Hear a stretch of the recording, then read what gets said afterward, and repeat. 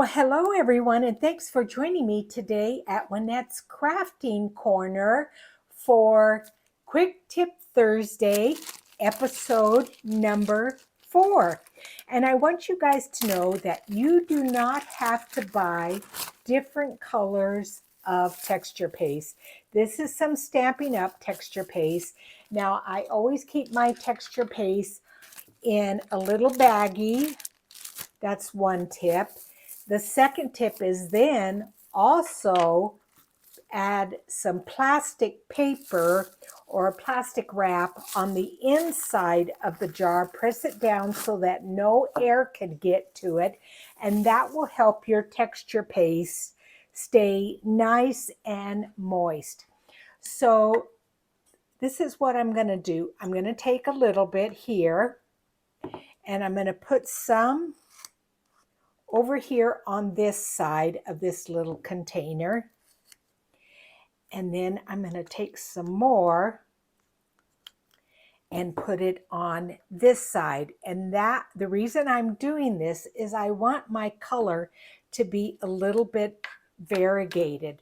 So let's just close that up while we finish coloring. Now I have 2 different colors of Stampin' Up! Ink.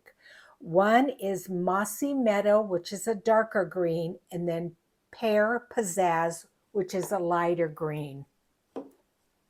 So I know my Mossy Meadow is on the kind of the end of its life.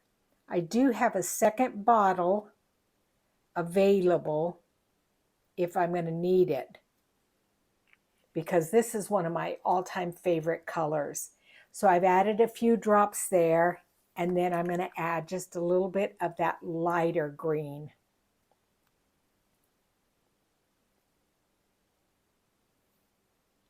And I'm only going to do 2 drops of that. Now let's do the lighter one first, and all you have to do is take some kind of a spatula and mix it up.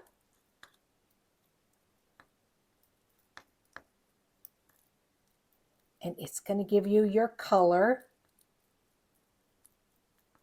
That is a pretty color. Just kind of get underneath there and get a little bit more.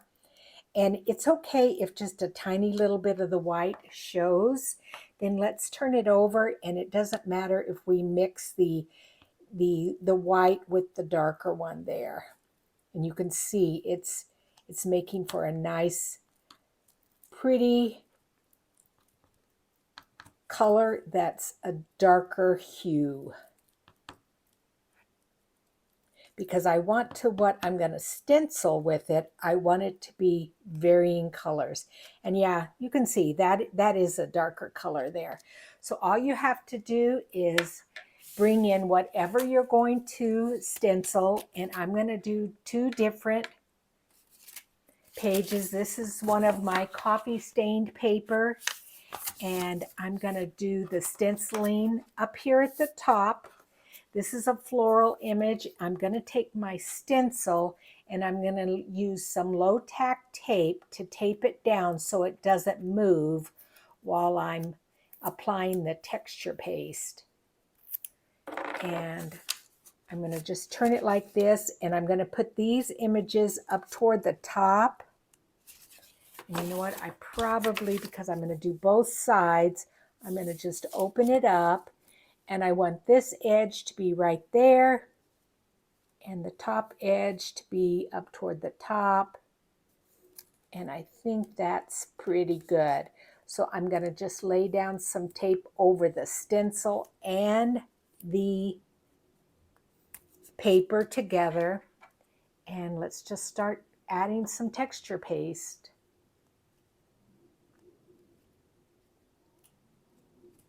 And I'm just going to do a couple of different areas. So I'm going to do that real dark area there, and then come over here and do some here.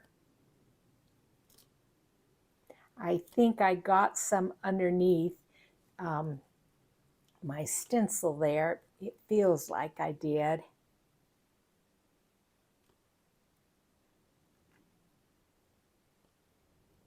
We shall see. And then I'm going to scrape that off, and let's go in with some of the lighter here on this side. Just bring it down.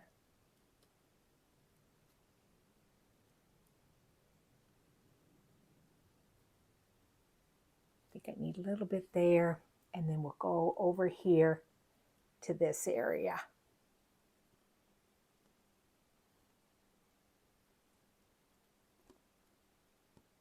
And I think I got all the areas. I'm going to be very careful not to work too hard to get the top part off because it may mess it up.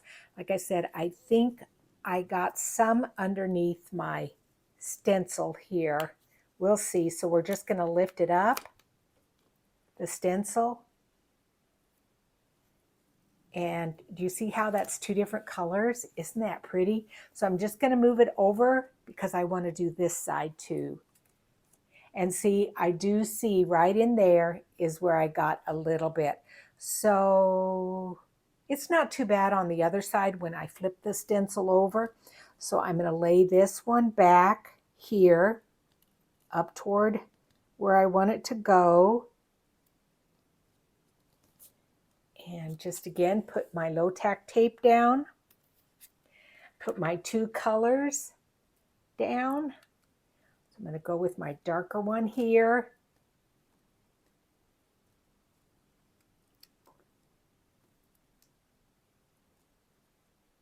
And then skip over one and go right in there.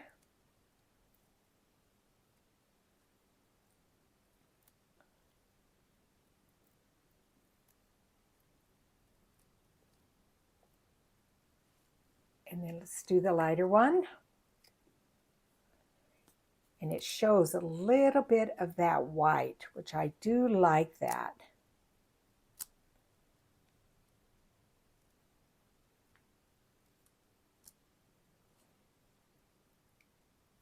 And I'm going to have quite a bit of texture paste left over once I'm done filming this, so I will do some other images. So I think that's going to be okay. We're just going to pull it up and set this way over to the side and pull this out of the way so I don't get that everywhere. And do you see how gorgeous that is? And when that dries, that's going to be fantastic. So off camera, I did a couple other ones. These are going to be journaling cards, and they are completely dry. I just added a little bit of Florentine paper here, some Italian book page, and then a couple of birds there. This is the same. They're just index cards. This one has some French book page, a little bit of Florentine paper, and a butterfly there. Then I did one library card in which I decorated the library card basically very simple, just a flower on there. You can journal on the back there. And I wrote the name of the title of the book would be A Handy Guide to Wildflowers by J. Hewitt.